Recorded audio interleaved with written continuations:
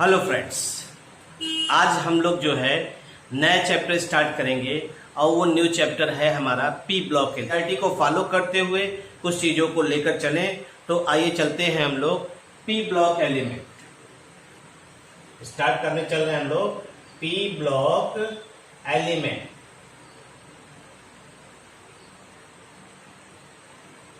अगर हम लोग पी ब्लॉक एलिमेंट की बात करते हैं तो ये इसको बताने की जरूरत आपको नहीं है कि पी ब्लॉक एलिमेंट किसे कहते हैं।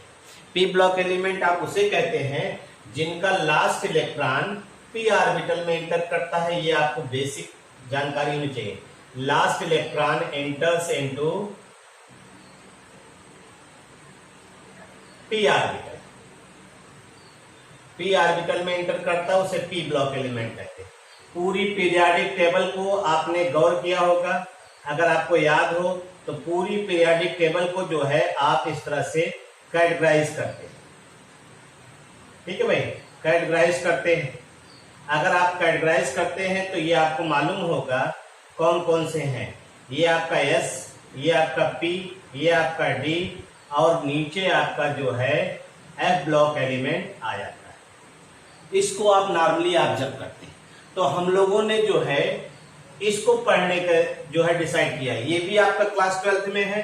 तो यहाँ कौन कौन से ग्रुप है अगर आपको याद हो तो ग्रुप नंबर 13,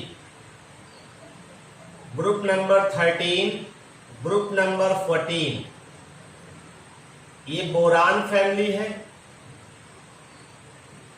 और ये कार्बन फैमिली है, जिसको आप क्लास 11th में स्टडी कर चुके हैं। ठीक है भाई, इसको स्टडी कर चुके हैं।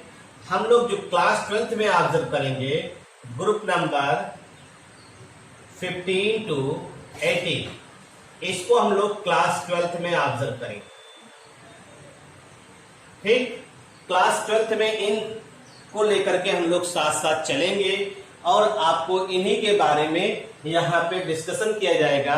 और जब ग्रुप हम लोग कंसीडर करेंगे तो उसमें तमाम बातें आएंगी, जैसे जो एलिमेंट्स हैं उनकी प्रॉपर्टी, एलिमेंट्स के कंपाउंड की प्रॉपर्टी, फिर दूसरा एलिमेंट्स उनकी प्रॉपर्टी, उनके कंपाउंड्स की प्रॉपर्टी। तो ये तमाम चीजें हैं जिनको आपको पढ़ना है और जिनके बारे में आपको जानकारी होनी चाहिए।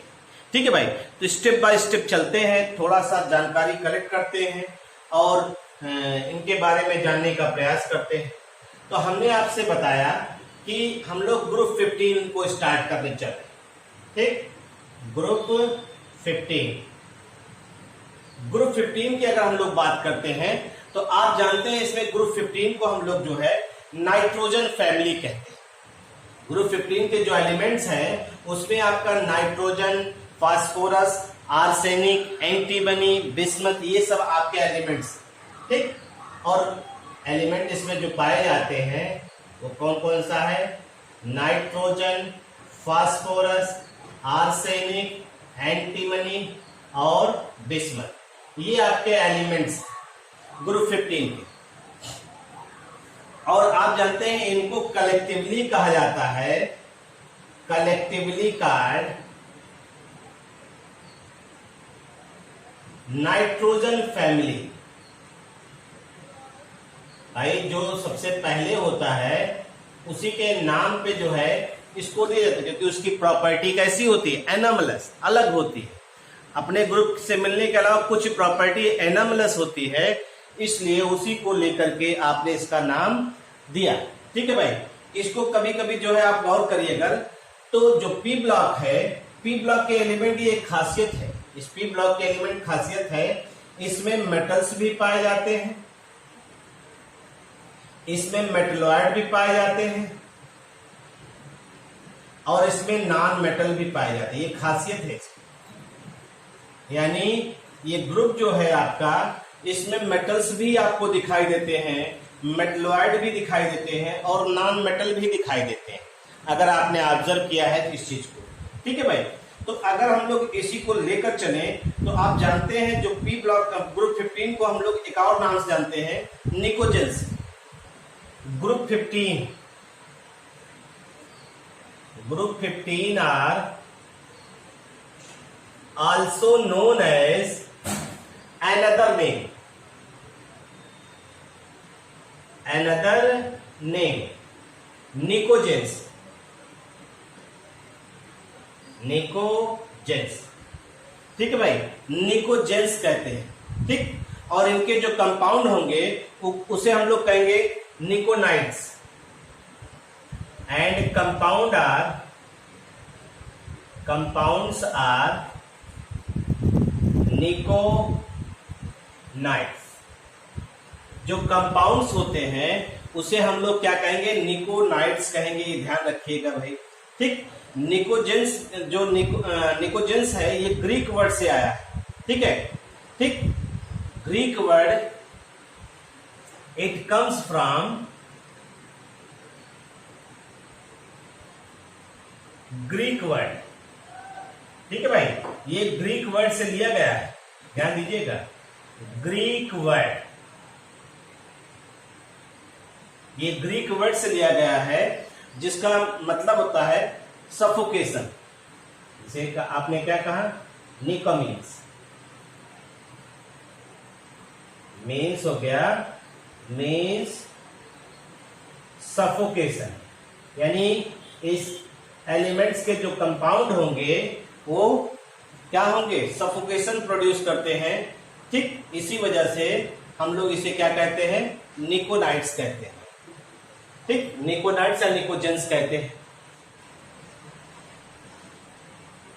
अकरेंस की बात करते हैं तो आपको ये तो मालूम ही है कि जो नाइट्रोजन है वो कितना, नाइट्रोजन ये कंप्राइज करता है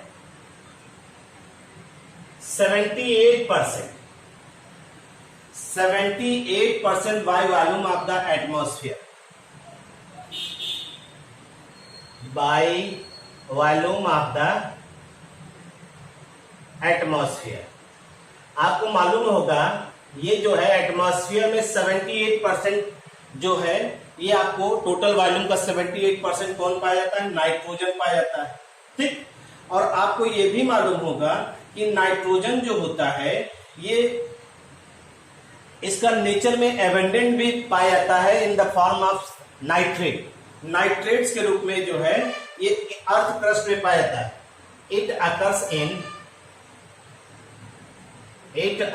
in earth crust, earth crust में पाया जाता है in the form of nitrate, as nitrate, nitrate के फॉर्म में पाया जाता है। और नाइट्रेट के फॉर्म में अगर आपने सुना होगा, काफी दिया गया है NaNO3, NaNO3, इसे हम लोग कहते हैं Chile saltpetre, Chile saltpetre. और KNO3 इसे कहते हैं इंडियन साल्ट पीटर। ये सब 1 नंबर के क्वेश्चन हैं, इनको आप देख सकते हैं और ये आपके यहाँ पूछे भी जा सकते हैं, इसको आप थोड़ा सा ध्यान दीजिएगा, ये सब फार्मूले। और इंडियन साल्ट पीटर और चिली साल्ट पीटर,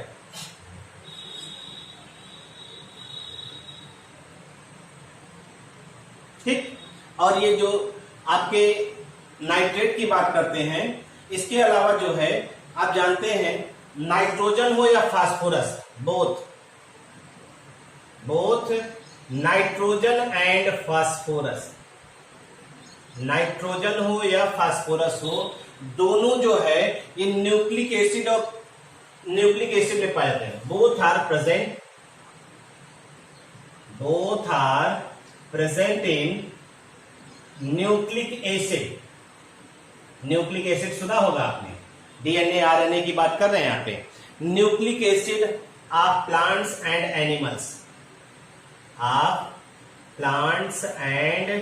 एनिमल्स, यानी ये दोनों जगह ये जो है इस तरह से आपको मिलते हैं, ये ध्यान रखिएगा,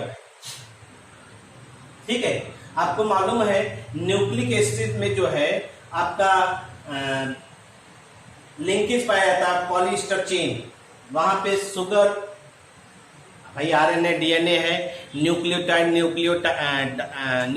और न्यूक्लियोटाइड आपका सॉरी जो न्यूक्लियोटाइड होता है उसी की सहायता से तो ये बन रहा है भाई, न्यूक्लियोसाइड और न्यूक्लियोटाइड। न्यूक्लियोसाइड है, न्यूक्लियोटाइड में कन्वर्ट हुआ, पॉलीन्यूक्लियोटाइड न्यूक्लिक एसिड में कन्वर्ट हो गया। ये सब आप उसमें पढ़ेंगे जब क्या कहते हैं बायोमॉलिक्यूल्स का चैप्टर है। ठीक, जो नाइट्रो कंपाउंड्स है, जो नाइट्रो कंपाउंड्स है, हम लोग इसका यूज करते हैं, आर यूज्ड, नाइट्रो कंपाउंड का यूज हम लोग करते हैं manufacture of explosive, manufacture of explosive, यानी जो आपका नाइट्रोजन का नाइट्रो कंपाउंड है उसको इस एक्सप्लोसिव बनाने में भी हम लोग इस्तेमाल करते हैं। सुना भी होगा आपने, जैसे TNT, ट्राई नाइट्रोटॉल्यूइन, ट्राई नाइट्रोटॉल्यूइन, टॉल्यूइन मतलब बेंजीन से CH3 जुड़ा हो, और 2,4,6 ट्राई नाइट्रोटॉल्यूइन, यानी अगल बगल जो आर्थो पोजिशन और पैरा पोजिशन पे NO2 जोड़ दीजिए तो आपका TNT बन जाएगा। TNT है, और ये है आपका डायनामाइट। ठीक है, डायनामाइट भी जो है नाइट्रोग्लिसरीन से बना होता है।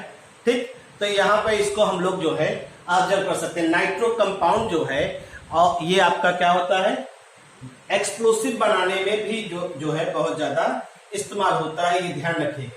ठीक, फास्फोरस के बारे में अगर हम लोग बात करें, फास्फोरस अकर्स, फास्फोरस के बारे में हम लोग ऑब्जर्व करें तो phosphorus occurs in mineral, occurs in minerals. ठीक है, अकर्स इन मिनरल्स। ठीक, of the apatite family, of the apatite family, apatite family इसकी बात कर रहे हैं, और इसका एक जनरल फार्मूला होता है CA3PO4 का होल ट्वाइस, और ये आपका हो जाएगा CaX2। ठीक, और यहां X जो है वो क्या हो सकता है, X बराबर ये सीधा सीधा आपका फ्लोरीन हो सकता है, क्लोरीन हो सकता है, OH हो सकता है, यहां पे जो भी आप ले सकते हो ये आप यूज कर सकते हैं। ठीक, और जैसे एग्जांपल फ्लोरो एपेटाइट देखते हैं, फ्लोरो एपेटाइट, फ्लोरो एपेटाइट का फार्मूला हो जाएगा CA3PO4 whole to CaF2, CaF2। ये सीधा सीधा आप ऑब्जर्व कर सकते हैं। ठीक है भाई, और अगर इसको आप सीधे सीधे दिखाना चाहते हैं तो इसके आगे जो है ये 3 लगा दिया। ठीक है, ये फार्मूला इसका हो जाएगा फ्लोरोएपेटाइट। और इसको अगर लिखना चाहें तो आप इस तरह से भी लिख सकते हैं, इसको कैसे, CA9PO4 होल 6 CaX2 ऐसे लिखा जा सकता है। ठीक, और इसको लिखना चाहें अगर तो CA9PO4 3 गुना कर दे रहे भाई, 6 CaF2, ये हो जाएगा, ध्यान रखिएगा। ठीक, ये हम आपको बता रहे हैं इसमें। ठीक, ये जो है आपका मेन कंपोनेंट होता है, ये जो फ्लोरोएपेटाइट है ये मेन कंपोनेंट होता है, मेन कंपोनेंट होता है of phosphate rock, phosphate rock का मेन कंपोनेंट होता है, ये ध्यान रखिएगा। फॉस्फेट रॉक्स का मेन कंपोनेंट कौन होता है, फ्लोरोएपेटाइट होता है। ये आप phosphorus also present in ADP, ATP bio वाले सुने होंगे, एडिनोसिन डाइफॉस्फेट नाम से देखिए, फास्फेट, फास्फेट मतलब फास्फोरस, एडिनोसिन ट्राइफॉस्फेट, यानी यहां पर ये ट्राइफॉस्फेट और डाइफॉस्फेट के रूप में प्रेजेंट होता है। ठीक, ये आपको जानते हैं कि production of energy in the cell which are used, production of energy of cell. अगर आप बायो वाले होंगे तो सुना होगा करेंसी ऑफ सेल कहा जाता है, इसे हम लोग क्या बोलते हैं, करेंसी ऑफ सेल। ठीक है भाई, तो यहां फास्फेट प्रेजेंट है, तो ये भी इसका जो है आपका फास्फेट फास्फोरस जो है एडीपी और एटीपी में प्रेजेंट होता है। ठीक, आपने सुना होगा एग और मिल्क फास्फोप्रोटीन, फास्फोप्रोटीन के रूप में are present in eggs and milk. ये सब जो है आप सोच लीजिए आपके आसपास कितना ज्यादा फास्फोरस प्रेजेंट है। और आपको ये भी मालूम होगा जो हम लोग के शरीर की हड्डियां होती हैं और जो दांत होते हैं वो उसका भी 60% जो है, उसका भी 60% किससे बना होता है, फास्फोरस से ही। भाई जान लीजिएगा, ठीक है, about 60% of teeth and bones are made up of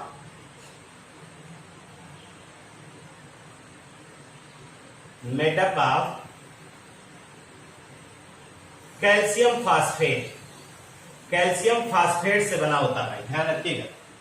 ठीक है, और आपको मालूम है एक एवरेज, एक पर्सन के शरीर में कितने एवरेज जो है ये पाए जाते हैं, about 3.5 kg, about 3.5 kg calcium phosphate are present, calcium phosphate are present in a person. ठीक है, इतना कैल्शियम फास्फेट प्रेजेंट है, यानी टोटल शरीर का जो है आपका वेट जो है उसका लगभग 3.5 kg जो है वो क्या प्रेजेंट है, कैल्शियम फास्फेट ही प्रेजेंट है। तो इस तरह से आप कह सकते हैं कि इनका नेचर में अकरेंस जो है बहुत ज्यादा है। नाइट्रोजन फैमिली को इसीलिए इंपॉर्टेंट भी माना जाता है, इनका नेचर में अकरेंस बहुत ज्यादा है। आप नाइट्रोजन और फास्फोरस को ही देखिए, अगर नाइट्रोजन की देखिए तो एबंडेंट के नेचर में वो 33rd रैंक पे आता है, लेकिन फास्फोरस जो है 11th रैंक पे आता है। एलिमेंट्स जैसे देखिए arsenic, antimony, bismuth are not very much abundant. ठीक है, बहुत ज्यादा एबंडेंट का नहीं होता है। Found mainly as sulphide minerals, found mainly as sulphide minerals, ये ध्यान रखिएगा। तो ये कुछ अकरेंस के बारे में बहुत सी चीजों को बताने चल रहे हैं, जिससे ये आपका जो आगे वाला पोर्शन है ग्रुप 15 का वो तेजी से समराइज हो जाएगा। इसमें हमने डेंसिटी वाला नहीं लिया है, डेंसिटी को लास्ट में हम लोग कंसीडर कर लिया जाएगा। अभी पहले जो चीजें दी गई हैं थोड़ा सा जगह लेकर के उनको समझाने का भी प्रयास करते हैं। तो सबसे पहली चीज देखिए, एटॉमिक नंबर तो आपको मालूम ही है। एटॉमिक नंबर पढ़ने के लिए पहले का 7, 15, 35, 51, 83 ये है, कैसे जोड़ते हैं आप मालूम ही है। 8 का डिफरेंस है, इनमें कितने का डिफरेंस है, 8 का डिफरेंस है, 18 का डिफरेंस है, 18 का डिफरेंस है, 32 का डिफरेंस है। ठीक, एटॉमिक मास ग्राम पर मोल जो है ये दिया गया है, इसको आपको याद रहे, ठीक है, नहीं तो कोई दिक्कत नहीं है।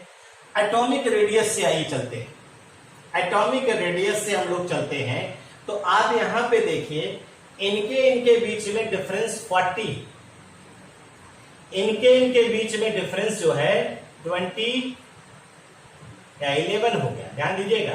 इनके बीच में डिफरेंस कितना है, फिर से देखिए 20, इनके बीच में डिफरेंस कितना है 7 पिकोमीटर। आप इससे मतलब निकालिए, इससे इसकी सहायता से अगर आप देखिए तो आपको एक आइडिया निकल के आता है कि टॉप टू बॉटम चलने पर एटॉमिक रेडियस जो होती है वह इंक्रीज करती है। पहली चीज तो ये हो गया, इंक्रीजेस, ये हो गया, कोई दिक्कत नहीं। सेकंड पीरियड से थर्ड पीरियड तक जाने के बाद आपको देखिए नाइट्रोजन का आ रहा है 2p, फास्फोरस का 3p आ रहा है, कोई दिक्कत नहीं हो रही। यहां से यहां प्रॉब्लम यहां से यहां शुरू हुई। जैसे आप फास्फोरस से आर्सेनिक में इंटर किए, फास्फोरस से जो है आपने फास्फोरस से जैसे ही आर्सेनिक में इंटर शुरू किया तो वहां पे इन्वॉल्वमेंट ऑफ डी ऑर्बिटल। जैसे आप फास्फोरस से कहा शुरू किए, आर्सेनिक में, तो यहां क्या हो रहा है, involvement of 3d orbital, 3d orbital का इन्वॉल्वमेंट हो गया। और ये d ऑर्बिटल जो होता है ये पुअर स्क्रीनिंग इफेक्ट शो करता है, पुअर स्क्रीनिंग इफेक्ट शो करता है, जिसकी वजह से न्यूक्लियस का जो फोर्स होता है, यानी आर्सेनिक में न्यूक्लियस का, चूंकि प्रोटॉन तो बढ़ ही रहे ना, प्रोटॉन कितना हो गया देखिए, यहाँ प्रोटॉन 15 है, यहाँ प्रोटॉन 33 है, लेकिन यहाँ D10 आ गया है, इसमें D10 आ गया, इसमें D नहीं, इसमें D ऑर्बिटल नहीं बढ़ा, इसमें 3s2 3p 3 है, और यहाँ पे लास्ट में आ जाएगा 3d10 4s2 4p, इस तरह से आ जाएगा। तो कहने का मतलब है कि हमारा आर्सेनिक में D ऑर्बिटल आया, D orbital poor screening effect show करता है, जिसकी वजह से आर्सेनिक का जो न्यूक्लियस का प्रोटॉन है, यानी न्यूक्लियर चार्ज है, वो वैलेंस सेल के इलेक्ट्रॉन को टाइटली बाउंड किए रहेगा, जिसकी वजह से साइज का वेरिएशन देखिए इसमें क्या हो गया, स्मॉल, ठीक, यानी due to this size variation is small. ये ध्यान रखिएगा भाई, साइज वेरिएशन इज स्मॉल, ये हो गया। और उसका कारण क्या है, डी ऑर्बिटल का आना और आर्सेनिक के न्यूक्लियस का जो है वैलेंस सेल के इलेक्ट्रॉन को टाइटली अट्रैक्ट करना। इसके बाद देखिए यहां से यहां तक चलने में कोई दिक्कत नहीं, यहां से यहां तक चलने में आपको कोई दिक्कत नहीं, लगभग 20 पिकोमीटर का डिफरेंस है, क्योंकि यहां भी डी आया, यहां भी डी आया, लेकिन यहां से यहां चलने में और दिक्कत हो गई। तो आप जानते हैं बिस्मथ के केस में आपका कौन कौन सा ऑर्बिटल आ गया, यहां पे डी भी आ गया एंड यहां पे एफ भी आ गया। ये दोनों पुअर सील्डिंग इफेक्ट शो करते, पुअर स्क्रीनिंग इफेक्ट शो करते, ये ध्यान रखिएगा, अपने डिफ्यूज शेप की वजह से पुअर स्क्रीनिंग इफेक्ट शो करते हैं। तो आपका बिस्मथ में ये दोनों चीजें आ गई, बिस्मथ में दोनों चीजें आ गई, और दोनों आने की वजह से जो बिस्मथ का न्यूक्लियस है, यानी बिस्मथ का न्यूक्लियस है, वो क्या करेगा, न्यूक्लियस है strongly attract the valence shell electron, strongly attract the valence shell electron. ये वैलेंस सेल के इलेक्ट्रॉन को स्ट्रांगली अट्रैक्ट करेगा, जिसकी वजह से size variation is very low, जिसकी वजह से size variation is very low, ये हो, इसी वजह से साइज वेरिएशन जो है बहुत कम हो गया भाई, ये ध्यान रखिएगा, ठीक है भाई। हमने क्या कहा कि जो आपका है, जो आपका बिस्मथ है उसमें डी और एफ ऑर्बिटल आता है, जो पुअर स्क्रीनिंग इफेक्ट शो करता है।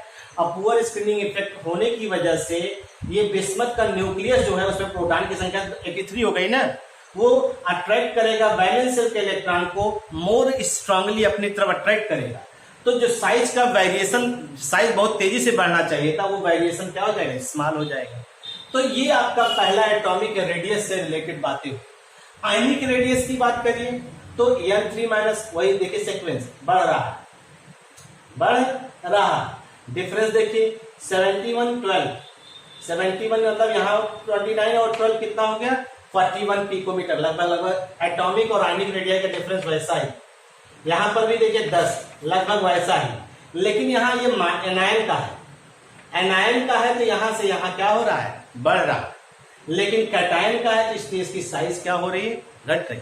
इसका मतलब है ये सब आपके नॉन मेटल की तरह बिहेवियर शो कर रहे हैं। आर्सेनिक, आप जानते हैं आर्सेनिक और एंटीमनी मेटलॉइड होता है, बिस्मथ क्या होता है, मेटल की तरह बिहेवियर शो करता है, इसलिए ये +3 फॉर्म में इलेक्ट्रॉन लेने की अपेक्षा इलेक्ट्रॉन देने की टेंडेंसी ज्यादा शो कर रहा है। तो कैटायन है इसलिए इसकी साइज जो है क्या हो गई, इनकी अपेक्षा बहुत कम दिखाई दे रही है यहाँ पे, तो उससे कोई मतलब नहीं। आयोनाइजेशन एनर्जी की बात करते हैं। आयोनाइजेशन एनर्जी की बात करते हैं, जगह बना लिया जाए पहले आयोनाइजेशन एनर्जी के लिए भी।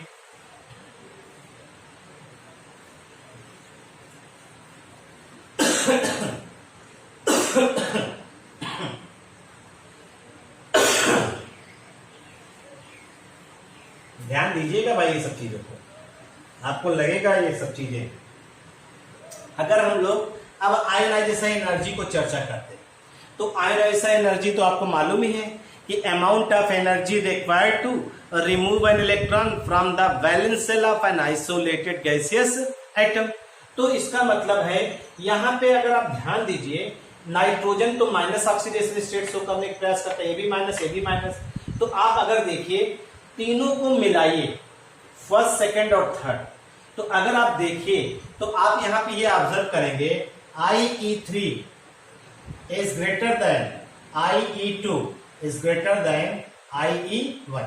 ये फिक्स होता है, ये कॉन्सेप्ट जो है फिक्स होता है भाई।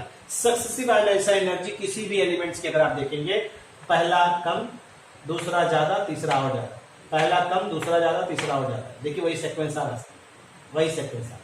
ठीक, अब यहाँ पे अगर आप ध्यान दीजिए तो अब पहले को ही अगर आप देखिए 14, 10, 9, 8, 7, अगर आप देखिए तो आप एक सीक्वेंस तो ये पा ही रहे, टॉप टू बॉटम चलने पर साइज जो है वह क्या होती है, इंक्रीज करती है, तो जो आयोनाइजेशन एनर्जी होगी वो डिक्रीज करती है। टॉप टू बॉटम चलने पर क्योंकि साइज और आयोनाइजेशन एनर्जी एक दूसरे की इनवर्सली प्रोपोर्शनल होते हैं, तो साइज आपकी बढ़ ही रही है और साइज बढ़ रही है तो आयोनाइजेशन एनर्जी का जो डिफरेंस है या आयोनाइजेशन एनर्जी क्या होगा, वो घटेगा, ये सीधा सीधा। अब यहाँ क्वेश्चन उठता है कि अगर हमें ये पता करना हो कौन +3 में ज्यादा आसानी से एग्जिस्ट करेगा, तो आप क्या करिए, +3 ऑक्सीडेशन स्टेट की बात कर रहे हैं कि कौन आसानी से फॉर्म करेगा।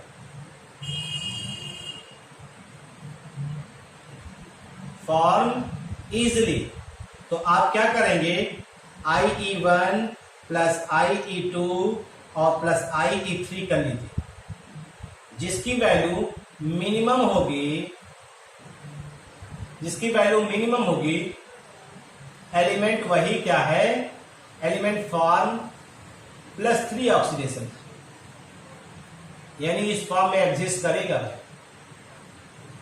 ठीक, अगर हम लोग ध्यान दें तो हमारे ख्याल से सबसे कम आना चाहिए बिस्मथ का, सबसे कम जो आना चाहिए वो किसका आ रहा होगा, लगभग बिस्मथ का और आर्सेनिक, सॉरी एंटीमनी, लगभग इसी का जो है आपको कम दिखाई देना चाहिए। अगर आप काउंट करिएगा तो आप देखेंगे बिस्मथ और आर्सेनिक एंटीमनी का जो है ये कम है, बाकी और सबका बहुत ज्यादा। ये देखिए जैसे 15 मान लीजिए, इसको 15 मान लिया, इसको मान लिया 28, इसको मान लिया 45, तो सबसे ज्यादा तो यही है। यानी ये किस रूप में एग्जिस्ट करेगा, +3 फॉर्म नहीं बनाएगा आसानी से। ये कौन सा फॉर्म बनाएगा, माइनस ऑक्सीडेशन स्टेट। ये भी देखिए, इसको भी देखिए, तो इस तरह से हम लोग कह सकते हैं इनमें सबसे आसानी से +3 कौन बनाएगा, ये बनाएगा और ये बनाएगा। बाकी और एलिमेंट की आयोनाइजेशन एनर्जी बहुत ज्यादा है, सम जो है IE1, IE2, IE3 की, इसलिए इनके +3 ऑक्सीडेशन स्टेट शो करने की टेंडेंसी कम होगी। और सपोर्टिव कोई फैक्टर लग जाए, कोई सपोर्टिव फैक्टर जैसे इलेक्ट्रोनेगेटिव एलिमेंट जुड़ जाए तो वो इलेक्ट्रॉन को प्रमोट करा दे तो वो अलग चीज है। लेकिन अगर आयोनाइजेशन एनर्जी के कॉन्सेप्ट को बेस मानेंगे तो बिस्मथ जो है सबसे ज्यादा +3 ऑक्सीडेशन स्टेट शो करने की टेंडेंसी शो करेगा, फिर आपका एंटीमनी, फिर आपका आर्सेनिक, फिर इस तरह से आएगा। ठीक है। तो ये आयनाइजेशन एनर्जी हो गया।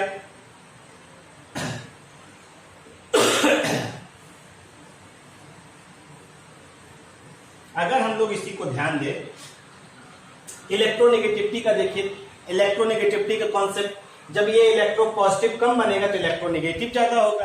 तो इसकी इलेक्ट्रोनेगेटिविटी वही चीज देखिए आप, टॉप टू बॉटम चलने पर अगर हम लोग देखें, ये इलेक्ट्रोनेगेटिविटी वाला कंसेप्ट ले रहे हैं, टॉप टू बॉटम चलने पर इलेक्ट्रोनेगेटिविटी लगभग डिक्रीज करे।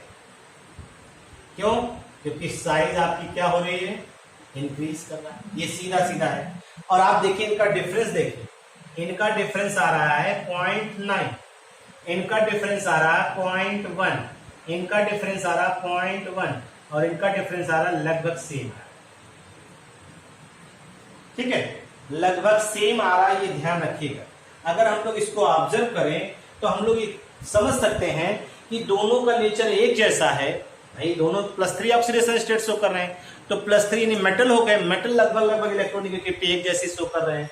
और यहाँ पे इनका और इनके बीच में ये ज्यादा इलेक्ट्रोनेगेटिव है और वो आयनाइजेशन एनर्जी भी बता रहा है कि आयनाइजेशन एनर्जी बहुत ज्यादा होगी, तो इसलिए ये प्लस ऑक्सीडेशन स्टेट शो नहीं करेगा, ये माइनस शो करेगा। माइनस में इसकी इलेक्ट्रोनेगेटिविटी आपकी ज्यादा दिखाई दे रही है। इस हिसाब से आप कहेंगे कि नाइट्रोजन इस ग्रुप का सबसे ज्यादा इलेक्ट्रोनेगेटिव एलिमेंट है। सेकंड वन जो है फास्फोरस, फिर आर्सेनिक, एंटीमनी और बिस्मथ, ये सब लगभग एक जैसे ही है। ठीक है भाई। अब इसके बाद आइए मेल्टिंग पॉइंट की बात करते हैं। ये केल्विन में दिया गया है। अब केल्विन अगर देखिए तो इसका मतलब हम लोग सीधे सीधे क्या ऑब्जर्व कर रहे हैं, ध्यान दीजिएगा। अगर हम लोग देखें तो हम यहाँ पे कह सकते हैं जो लिक्विड नाइट्रोजन है, तो यहाँ पे अगर हम लोग लिक्विड नाइट्रोजन की बात करें तो लिक्विड नाइट्रोजन काफी कूल होगा। ठीक, लिक्विड नाइट्रोजन काफी कूल होगा, तो इसका देखिए मेल्टिंग पॉइंट बहुत लो। मेल्टिंग पॉइंट व्हाइट फास्फोरस के इलेक्ट्रॉन्स पढ़ा जाएगा, उसमें व्हाइट फास्फोरस का ले रहे हैं, तो व्हाइट फास्फोरस का मेल्टिंग पॉइंट देखिए कितना दे रहे हैं, 370, फिर 1089, 904 और 544। ये सीधा सीधा आप ऑब्जर्व कर रहे हैं। और उसका कारण क्या है, नाइट्रोजन और इनका बढ़ना सीधे सीधे जो है इनका जो है मॉलिक्यूलर स्ट्रक्चर, और मॉलिक्यूलर स्ट्रक्चर की बात कर रहे हैं तो जैसे ये ग्रे अल्फा फॉर्म है और ये व्हाइट फास्फोरस है, ये सब मॉलिक्यूलर स्ट्रक्चर बनाते हैं। जैसे ये P4 फॉर्म में एग्जिस्ट करते हैं। ठीक, एंटीमनी और एंड बिस्मथ का मेल्टिंग पॉइंट अनएक्सपेक्टेड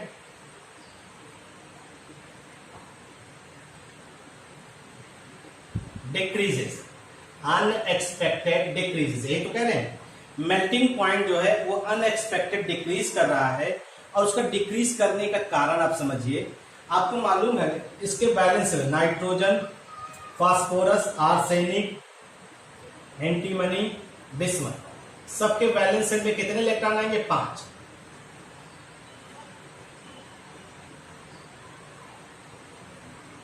ठीक है, ये सब कोवैलेंट बॉन्ड कितने बना सकते हैं उससे। ठीक है, ये सब मैक्स कोवैलेंट बॉन्ड बनाते हैं, फॉर्म ओनली 3 कोवैलेंट बॉन्ड बनाएगा। 3 कोवैलेंट बॉन्ड बनाएगा, यानी 3 जो है जैसे SbCl3, ठीक है, BiCl3, ठीक, BiS3, इस तरह से 3 कोवैलेंट बॉन्ड बनाएगा। और उसका कारण क्या होता है अभी पढ़ा जाएगा ऑक्सीडेशन स्टेट में, due to inert pair effect.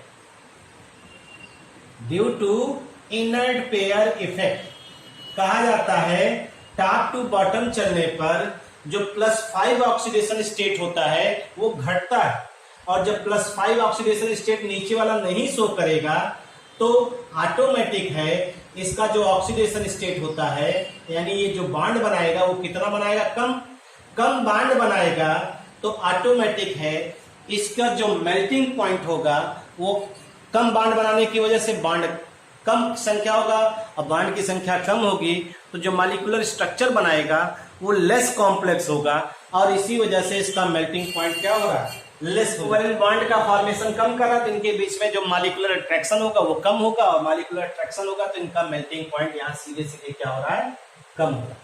और वो कारण अगर आपसे पूछा जाए क्यों कोवेलेंट बॉन्ड टी नहीं बना पा रहा है, तो उसका कारण क्या है, inert pair effect. Boiling point को अगर आप देखिए, एक बॉइलिंग पॉइंट का एक जनरल ट्रेंड है, बॉइलिंग पॉइंट का एक जनरल ट्रेंड दिखाई दे रहा है, और वो ट्रेंड क्या है, आप सीधे सीधे देखिए, टॉप टू बॉटम चलने पर बॉइलिंग पॉइंट इंक्रीज कर रहा है,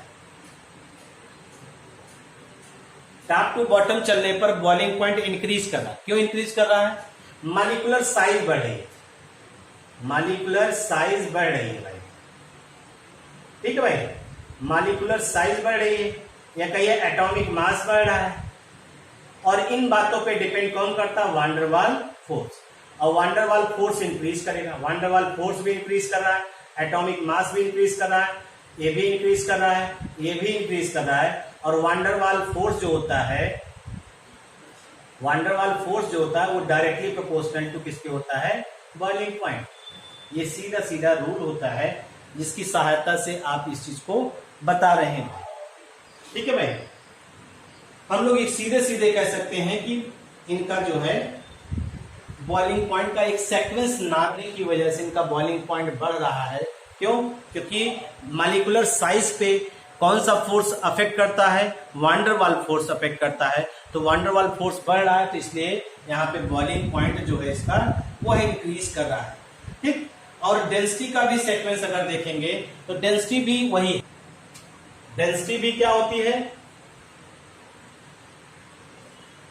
डेंसिटी भी इंक्रीज करती है, कहां, टॉप टू बॉटम चलने पर